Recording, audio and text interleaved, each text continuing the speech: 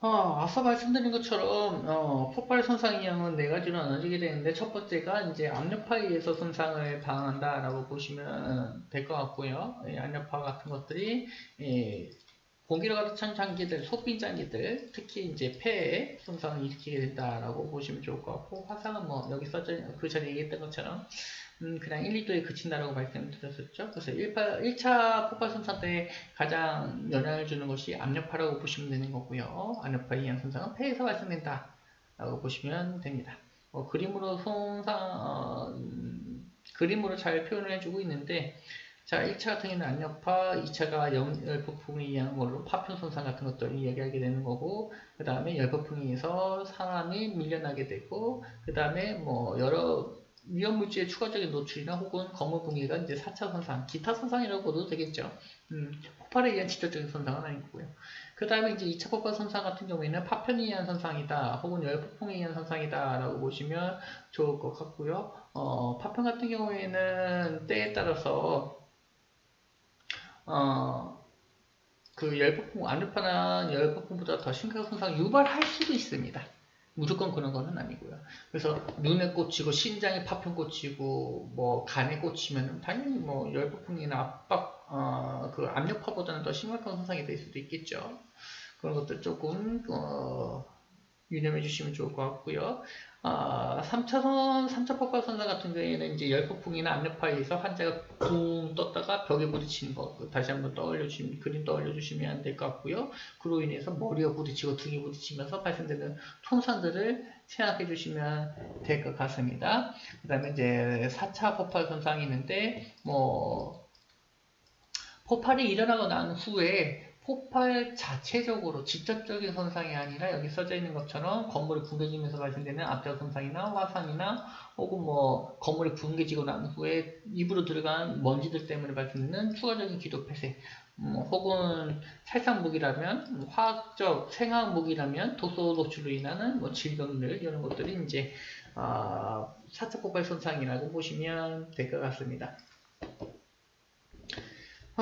폭발 손상 환자에 대한 이제 평가가 쭉 써져 있는데요. 의도적 행위, 테러 행위인지 확인한다라고 써져 있는데, 이게 의도적 행위인지 혹은 비의도적 행위인지, 비의도적 행위라는 건 당연히 사고를 의미하게 되겠죠. 그래서 의도적으로 내가 이 사람을 죽이려고 많은 사람들을 해하려고 폭발물을 설치한 건지, 아니면 그냥 일상생활을 하다가 사고로 인해서 폭발이 발생한 건지 이것들을 조금 구분해 주실 필요가 있다는 이야기를 해주고 있는 겁니다. 그래서 의도적인 폭발 같은 경우에는 추가적으로 구조에 오려고 하는 구조대원이나 경찰, 구급대원 등을 목표로 다른 사회상 장치들을 설치할 가능성이 높다 이런 이야기를 해주고 있는 거고요. 그 외에 이제 여러분들이 위험 요소들을 확인을 해주셔야 될 것 같은데 뭐 이런 것들은 기본적으로 알겠죠. 뭐 폭발 산소 사건에 딱 들어갔는데 가스 냄새가 난다거나 이상한 꾸릿꾸릿한 냄새가 난다거나 혹은 그 가까운 곳에 갔더니 내가 보안경을 썼는데도 불구하고 눈이 조금 따끔따끔하다거나 이런 것들은 다 독소 노출이죠, 그죠? 뭐 이런 것들은 다 기본적인 것들이니까 여러분들이 잘 아실 거라고 생각이 들고요. 어찌됐든 간에 여러분들이 이제 폭발이 발생하되면 현장의 안정성을 확인하기 위해서 1차, 2차, 3차, 4차까지도 지속적으로 이 위험성에 대한 의구심을 가지고 계셔야 됩니다.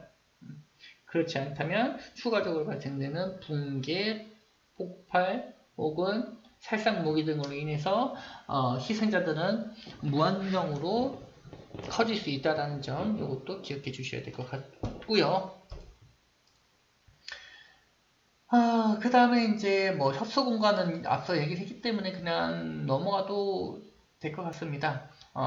손상 기준 같은 경우에는 가장 가까이 있는 사람이 가장 심각한 손상이 있는다.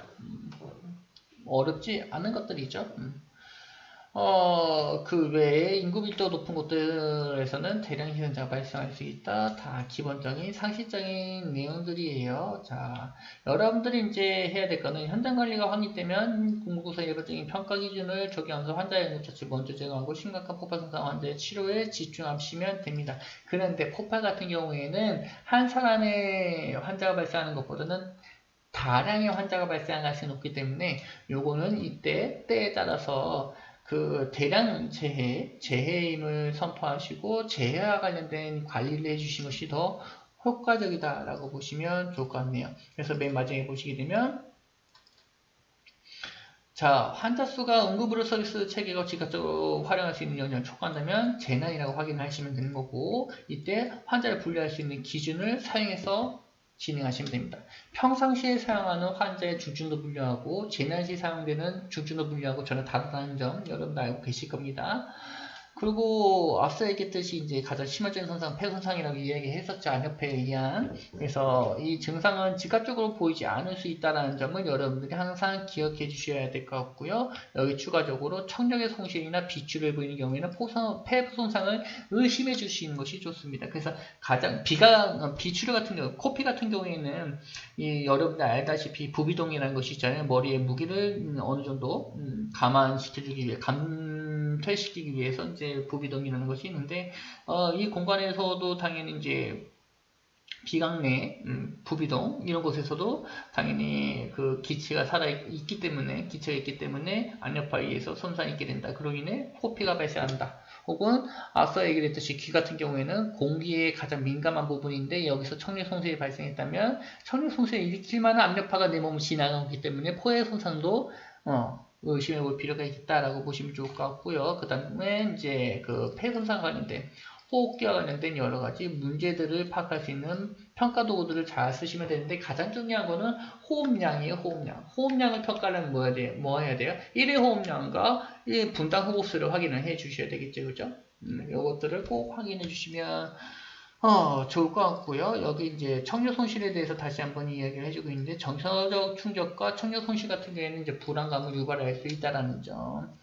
그 청력 손실로 인해서 여러분들이 이야기하고 있는 질문하고 있는 거에 대해서 제대로 답변하지 못할 수 있다라는 점이란 하기 때문에 여러분들이 좀 더 포화 손상 환자 같은 경우에는 정서적인 지지가 필요하겠다라고 생각해 주시면 좋을 것 같고요.